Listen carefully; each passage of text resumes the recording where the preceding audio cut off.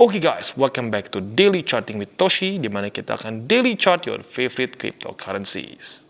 Oke, dalam 24 jam terakhir, cryptocurrency market terkoreksi sebesar 1,2%.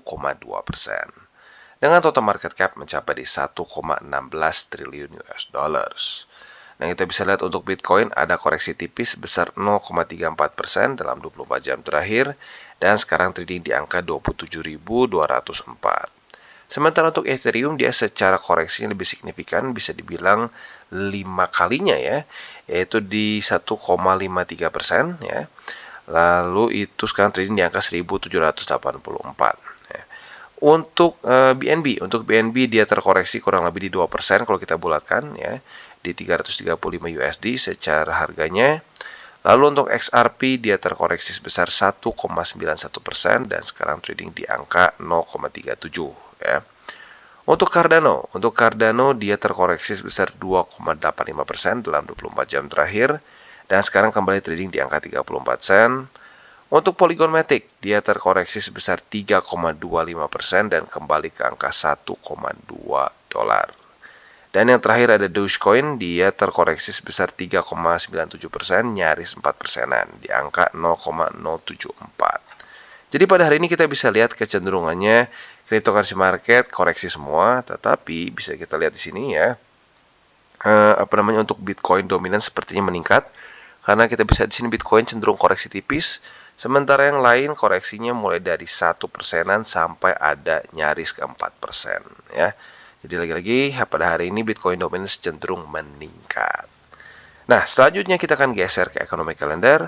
Untuk economic calendar sesuai dengan pembahasan kita dari kemarin ya, hari ini tidak ada event sama sekali, jadi lebih fokus pure ke TA.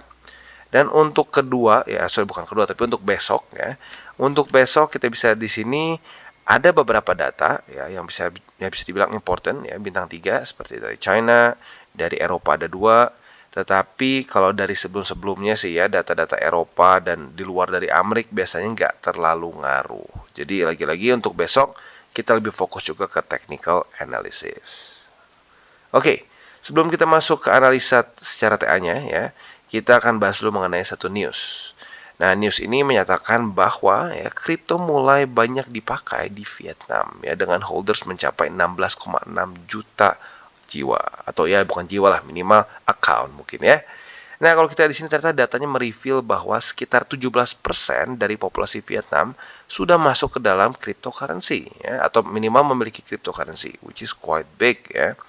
Dan juga bahkan di sini ada research yang conducted by Chainalysis yang memplace bahwa negara-negara di Asia ini menjadi para adopters terbesar cryptocurrency dengan skor mencapai 1000. Nah, menurut gua ini terpicu karena apa? Seperti pembahasan gua kemarin ya, bahwa di Amerika dan Eropa semakin banyak pemerintah yang anti kripto. Ya, mereka anti kripto tentunya takut karena ya lagi-lagi ya bank sentral mereka lah, intinya bank sentral mereka takut mereka kehilangan power, jadi banyak yang anti kripto. Nah, sesuai dengan dugaan gua ya, semakin banyak negara-negara di Asia, semakin banyak negara-negara yang masuknya berkembang sampai ke mungkin masih sedikit terbelakang masuknya kali kata-katanya ya, yang akan mengadopsi kripto. Dan menurut gua lebih cocok juga ya, karena negara-negara yang tinggal di orang-orang yang tinggal di negara yang masih berkembang sampai mungkin masih terbelakang itu seringkali secara ekonomi mereka seringkali dirugikan oleh kebijakan dari ya perbankan mereka. Maka dari itu sebenarnya lebih bermanfaat bagi orang-orang yang memang tinggal di negara-negara berkembang ya. Dan sekalian juga ini bisa membuktikan bahwa jangan takut. Jangan takut kalau Amrik kesannya wah jadi anti kripto, nanti gimana ya harga kripto. Ini kalau nggak salah tuh yang pernah ngomong tuh si Raoul Pal ya. Raoul Pal itu salah satu micro analyst. Dia menyatakan kemungkinan besar buluran kita pada siklus waktu itu masih belum ya, dibilang siklus selanjutnya yang which is probably now ya, yang sudah masuk ke siklus selanjutnya, itu kemungkinan besar akan terjadi karena liquidity dari Asia. Dan kita bisa di sini sudah mulai ada tanda-tandanya. Negara-negara di Asia mulai banyak yang menjadi crypto holders ya, which is good ya. Jadi kita mulai bebas dari dalam tanda kutip cengkeraman Amrik dan negara-negara berkembang lainnya ya. Oke. Nah, selanjutnya kita akan geser ke analisa dari Twitter. Ini ngomongin soal trend line yang sudah kita pernah bahas dari kemarin-kemarin ya. Ini pola 2019, pola 2023 ya. Sama persis nggak Bang? Nggak sama persis lah ya. Market itu sebenarnya bisa dibilang berirama, tidak benar-benar mengulang 100% ya. Kalau kita lihat irama di sini apa yang sama-sama diulang? Irama yang mungkin diulang ini adalah dia 3 kali retest ke satu trend line ya. Di sini dia retest 1, retest 2, retest 3 gagal. Akhirnya setelah breakout dia di sini ada sekitar ya gain 150% ya. Nah, untuk sekarang bisa dibilang Bitcoin juga melakukan movement yang sama. Mungkin yang sedikit berbeda adalah di sini sempat ada crash dulu. Ya, gue lupa ini crashnya apa ya, karena kita keseringan crash. Tapi intinya perbedaan yang lumayan signifikannya dibandingkan dengan 2019 adalah 2019 ketahan oleh struktur di sini, kalau 2023 jebol. Tapi yang lainnya semua mirip dan kemungkinan besar breakout ini juga bisa terulang lah mungkin ya. Nah, jadi tinggal kita lihat nih, apakah akan sama seperti ini atau tidak. Kalau menurut gue secara fundamentalnya akan sangat terdukung apabila US atau lebih tepatnya The Fed terpaksa harus melakukan bailout besar-besaran terhadap perbankan US. Kalau itu terjadi, menurut gue ini bisa terjadi. Ya, tapi kalau enggak dan The Fed memutuskan untuk membiarkan terjadi dalam tanda kutip resesi yang sesungguhnya, ya ada kemungkinan jebol lagi ke bawah. Ya. Oke, nah sekarang kita akan geser ke TA yang seperti biasa kita lakukan ya. Untuk Bitcoin kita bisa di sini normal untuk dia koreksi karena pada tanggal 17 kemarin lusa ya, Bitcoin daily close di atas dari bull support band dengan signifikan. Dan pada hari ini mulai kembali lagi trading di dalamnya. Jadi oke ya. Untuk sekarang PR dari Bitcoin sih gue simple ya. PR dari gue sih sebenarnya bukan di daily ya. Di daily ya kalau bisa sih gue berharapnya gini, sideways ya. Nah, harapan gue adalah besok di weekly close. Ini ultra penting ya. Ini maha penting kenapa? Karena weekly close besok ya itu akan menentukan apakah Bitcoin bisa daily close, bukan daily, tapi weekly close di atas dari MA200 atau tidak. Seperti yang gue bilang dari sebelum-sebelumnya, secara bull support band itu kita sudah masuk ke dalam teritori kemungkinan besar akan masuk bull market. Tetapi gue bilang, di sini MA200 yang biasanya adalah support di siklus-siklus sebelumnya, ya, jebol di siklus kali ini. Ya. Nah, ini menyebabkan kebingungan nih. Apakah ini menunjukkan bisa lanjut bull run atau harus menaklukkan dulu 200? Apabila besok Bitcoin weekly close-nya di atas dari 200, kemungkinan besar ini menunjukkan bahwa Bitcoin siap untuk benar-benar masuk ke bull market. Ya, jadi kita lihat besok nih, apakah Bitcoin tepatnya bisa weekly close di atas dari 25.359 ya. Jadi itu PR besar untuk Bitcoin. Besok bertahan dan weekly close di atas dari MA200 ya. Nah, untuk indeks dolar kita bisa di sini ya, dia masih dalam kondisi yang bisa dibilang melemah ya, which is good. Nah, harapan gua adalah pada hari ini ya, atau lebih tepatnya besok jam 7 pagi, DXY bisa benar-benar daily close di bawah dari 104,13 karena kemarin baru nyicip-nyicip aja ya, dan baru menaklukkan 20. Kali ini PR-nya menaklukkan 104,13. Jadi kurang lebih seperti itu makronya ya, dan selanjutnya kita akan geser ke buy limit, tetapi seperti biasa gue harus disclaimer dulu bahwa semua konten dari TC ini bukanlah financial advice dan tujuannya adalah lebih ke edukasi. Lalu bagaimana cara untuk mendukung TCI? Ada banyak caranya. Lo bisa like our video, bisa share our video, atau juga bisa menggunakan link referral kita di bawah. Dan sebelum kita lanjut, kita akan dengar dulu pesan-pesan dari sponsor kita pada hari ini. Today's video is brought to you by Bybit. Dan ada berita bahagia bagi kalian yang promo hunter, karena sekarang Bybit sedang ada event baru buat lo yang tinggal di Philippines, Indonesia, dan Thailand. Nama eventnya adalah Roda Keberuntungan. Dulu sudah pernah ada, sekarang ada lagi. Keren banget ya, dan kalian bisa memenangkan peluang 100% ya, berbagai macam hadiah yang ada di sini ya. Yang pertama ada token senilai 41.000 USD totalnya ya, iPhone 14, Smart TV dan motor Yamaha. Lebih spesifiknya adalah kalian bisa memenangkan satu hadiah utama 10.000 USDT, ini artinya sekitar 150 juta ya. 3 motor Yamaha, 3 iPhone 14, 5 Smart TV, dan token senilai 31.000 USD. Ada macam-macam di sini ya. Cara bermainnya sangat simpel. Ini seperti undian ya. Undian yang otomatis virtual di sini ya. Nanti kalian tinggal kumpulkan tiket sebanyak mungkin ya dengan berbagai macam cara di sini ya. Nah, semakin banyak tiket yang kalian dapatkan, semakin sering juga kalian bisa mencoba untuk memutarkan si undian ini ya. Reliko. Sekali lagi kriteria untuk partisipasinya gampang banget. Yang pertama pastikan lu dari Indonesia, Thailand atau Filipina. Dan yang kedua hanya untuk pengguna yang sudah KYC. Ya, jadi harus KYC dulu, jangan lupa ya. Caranya gampang, gampang banget. Yang pertama, kalian bisa mendapatkan 2 tiket undian berhadiah dengan melakukan deposit perdana dan deposit total itu lebih dari 50 USD. Gampang banget ya. Lalu bisa dapat 1 tiket lagi apabila kalian trade token tertentu lebih dari 50 USD. Detailnya kalian bisa lihat di sini token apa aja. Lalu juga ada 1 tiket undian berhadiah lagi apabila mendapatkan atau lebih tepatnya spot trading volume-nya melebihi 2000 USD. Dan juga bisa dapat 1 lagi tiket apabila spot trading lebih dari 20.000 USD. 1 tiket lagi untuk perdagangan derivatif lebih dari 20.000 dan banyak lagi ya. Jadi lagi-lagi untuk dapat tiketnya awalnya gampang banget ya, otomatis makin kesini makin susah. Tapi otomatis dengan hadiah seperti ini tentunya tetap menarik ya. Jadi buat lo yang mau ikutan jangan lupa untuk bisa cek link reflected di bawah dan selalu trade di Bybit. Oke, dan untuk Bitcoin kita bisa lihat di sini secara price range masih belum berubah ya, karena bisa dibilang kali ini price range-nya cukup lebar. Antara 28.800-an sampai 24.400-an. Untuk buy limit pertama masih sama di 24.495, buy limit kedua di 23.763, dan buy limit ketiga kita di MA50 dan 20 yaitu di 23.340-an.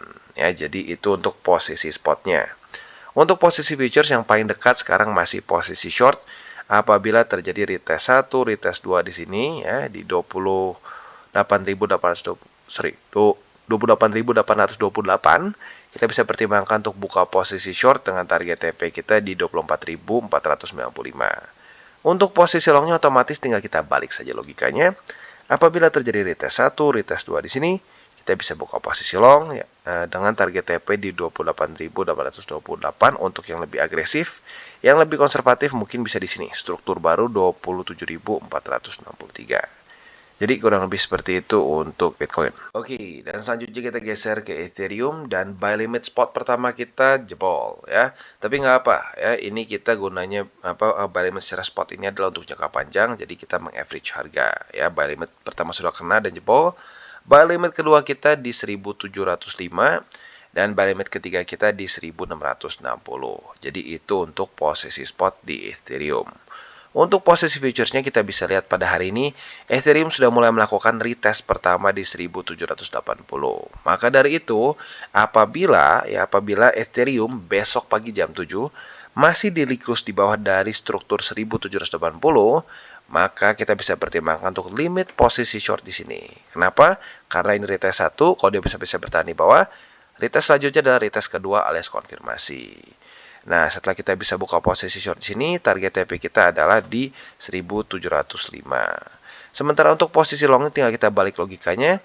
Retest 1, retest 2 di sini, kita bisa buka posisi long dengan target TP kita di 1780. Jadi kurang lebih seperti itu setup untuk Ethereum. Oke, dan sekarang kita masuk ke XRP. Untuk XRP kita bisa di sini buy limit pertama secara spot kita sudah di retest yaitu di MA20. Jadi buat lo yang sudah buy limit di sini sudah kena dan sedikit profit, tapi lagi-lagi itu nggak terlalu penting lah ya. Ini untuk jangka panjang, jadi untuk lebih ke averaging harga. Untuk buy limit kedua juga nyaris lah ya, buy limit kedua nyaris kena tapi belum, yaitu di 37 sen. Lalu buy limit ketiga kita yang terakhir di 36 sen. Ya, jadi kurang lebih masih sama. Buat lo yang ketinggalan kemarin bisa pasang lagi di sini ya, 3 buy limit pertama, kedua dan ketiga.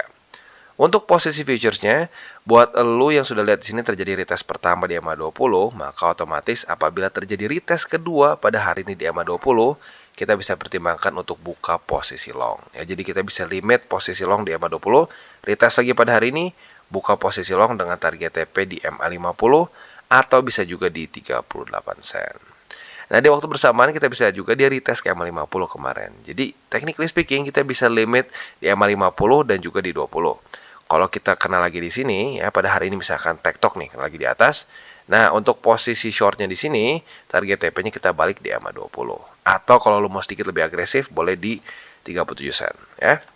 Jadi kurang lebih seperti itu setup untuk XRP. Oke, dan sekarang kita masuk ke Matic. Untuk Matic kita bisa di sini posisi spot kita masih belum kena ya. Jadi buy limit pertama kita itu kan kemarin di MA20, hari ini masih belum kena. Dan untuk buy limit kedua kita di $1 lebih 12 sen. Lalu buy limit ketiga kita langsung loncat ke $1 lebih 2 sen. Ya, jadi kurang lebih masih sama seperti kemarin ya. Nah, untuk posisi futuresnya ini berbeda ya. Buat lo yang kemarin sudah lihat retest 1, retest 2 di sini, kemungkinan besar sudah punya posisi short ya sesuai dengan pembahasan DCWT kemarin. Tapi belum kena target TP di EMA 20. Jadi buat lo yang mau hold silahkan. Ini bisa dibilang satu environment yang cocok karena memang tidak ada data terlalu penting dari US. Nah, untuk posisi longnya otomatis tinggal kita balik logikanya. Apabila terjadi retest 1, retest 2 di EMA 20, kita bisa buka posisi long dengan target TP di EMA 50.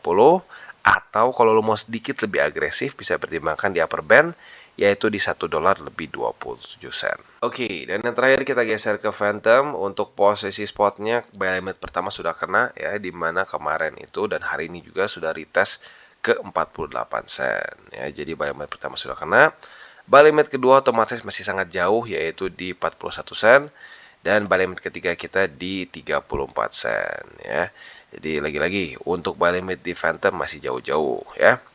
Nah, untuk posisi futuresnya kita bisa di sini kemarin sudah terjadi retest pertama, tetapi sedikit tembus. Nah, kalau sedikit tembus gini, apalagi retest pertama, gue jujurnya rada bingung. Jadi kalau gue pribadi sih skip dulu aja ya. Gue anggap ini gagal ya.